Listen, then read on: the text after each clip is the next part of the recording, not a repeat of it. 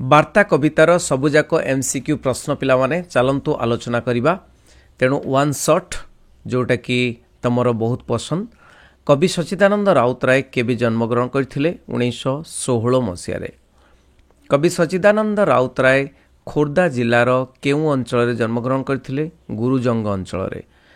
उत्तर कक्ष पुस्तकटी लेखकंकर केउ पर्यायर पुस्तक थिला? आत्मजीवनी थिला। कवि सच्चिदानंद राउतराय केउ पुस्तक पाई 1963 मसियारे केंद्र साहित्य एकाडेमी पुरस्कार रे पुरस्कृत होइतिले? कविता 1962 मसियारे। नहीं कि नेक्स्ट प्रश्न देखिबा। कवि सच्चिदानंद राउतराय केबे पद्मश्री उपाधि रे भूषित होइतिले? केबे ना 1962 मसियारे।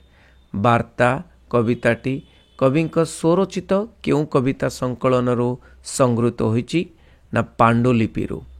कवि सच्चिदानंद राउतराय कविता संकलन पांडुलिपि केबे आत्मप्रकाश करिथिला? 1947 मसियारे। शताब्दीर सिंहद्वार किए भविष्यतर वार्ता आनिछि? दूत। केउठारे जीवनर संभावना मूर्तिमान अटे? केउठारे? नूतन शताब्दी रे। केउठारे प्राचीर प्रांतर देखिबाकू मिली न थाए? नूतन शताब्दी रे।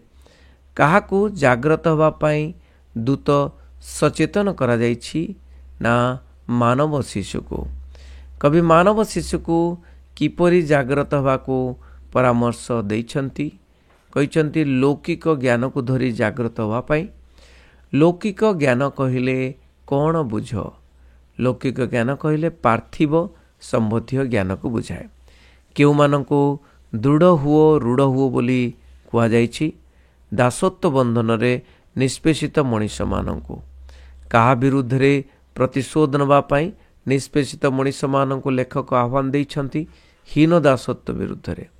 आजिर मानव पुत्र को दीप्त कंठरे पचारिया पाई कौन आसीछि? ना समय आसीछि। दीप्त कंठरे आजिर मानव पुत्र कौन पचारुछि? आजिर मानव पुत्र एते दिन धरी लौह कारागार काहींकि थिला बोली पचारुछि। जुग जुग धरी थिला वाला माने साधारण निरीह मनीष माननको केउ जीवन बिताइबा को बाध्य करथिले? ना दासत्व जीवन। मुक्त कंठरे किए शोषक माननको प्रश्न पचारिबे बोली लेखक उल्लेख करिसंती? ना दासत्व बंधन निष्पेषित मनीष। जाग नर ब्रह्म लेखक यह केउ मानक उद्देश्य रे कहिसंती? निष्पेषित मनीष मानक उद्देश्य रे। केउ ज्ञान धरी निष्पेषित मनीष जाग्रत हेबो बोली लेखक आह्वान दैछंती? ना लौकिक ज्ञान को धरी। काहा पाई सदा सर्वदा लौह कारागार ही ता जीवनर परिणति थिला? निष्पेषित मनीष मानकर। शताब्दीर सिंहद्वार आसीछि दूत। एठारे केउ शताब्दी को बुझिबाकू होइताए? ना शोषणहीन शताब्दी को। नाही जही प्राचीर प्रांतर। एठारे प्राचीर प्रांतर कहले कौन बुझ? ना थिला बाला नथिला बालार विभेदता। एते दिन श्रृंखलाटा थिला काहे पाई? काहा पाई श्रृंखल थिला? तो निष्पेषित मनीष पाई। मानव शिशु को जाग्रत हवा पाई दूत काहींकि कहिसंती? ना जुग जुगरे शोषण को प्रतिवाद करिवा पाई कहिसंती। वर्तमानर कौन देखी दूत भविष्यत जीवन रे ताहा किपरि न आसु बोली चिंता करिछि? वर्तमानर शोषकर शोषण देखी मानव आत्मा को कौन पीड़ा दे आछि? मानव आत्मा को भीम अत्याचार पीड़ा दे आछि। रुद्र भैरव बोली लेखक काहाकू संबोधन करिसंती?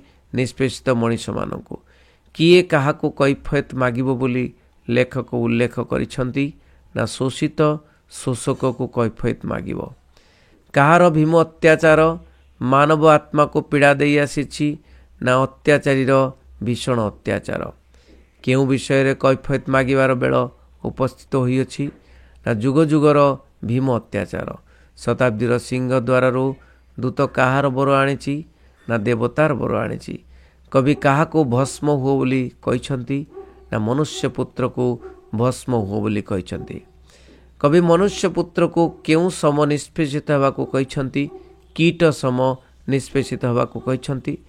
मूढ़ मनुष्य पुत्र केउथिरु ज्ञान रश्मि लाभ करिवो निष्पेषितरु ज्ञान रश्मि लाभ करिवो किए कीट सम निष्पेषित मध्यरु ज्ञान रश्मि लाभ करिवो मूढ़ मनीष पुत्र कहा परि प्रतिशोध नबा पाई निष्पेषित मनीष को लेखक प्रवर्ताइछंती स्वेन परि कहा विरुद्ध रे स्वेन परि प्रतिशोध नबा पाई कवि निष्पेषित मनीष को प्रवर्ताइछंती शोषणकारी मानक विरुद्ध रे कहा को निर्मूल करने पाई कवि उल्लेख करिछंती ए जो भीषण अत्याचार भीम अत्याचार को समाज रे कौन प्रतिष्ठा करने को कवि आह्वान देइछंती समाज रे साम्यवाद प्रतिष्ठा करने को लेखक निष्पेषित मनीष को कहार कारण जानिबा पई कहिछंती ना पीड़नर कारण जानिबा पई कहिछंती कहा को कवि महाधर्म आख्या देइछंती महाधर्म हेउची कोन ना अत्याचारी ठारू मुक्ति पाई आत्मोत्सर्ग करिबा कवि कहार जय हो बोली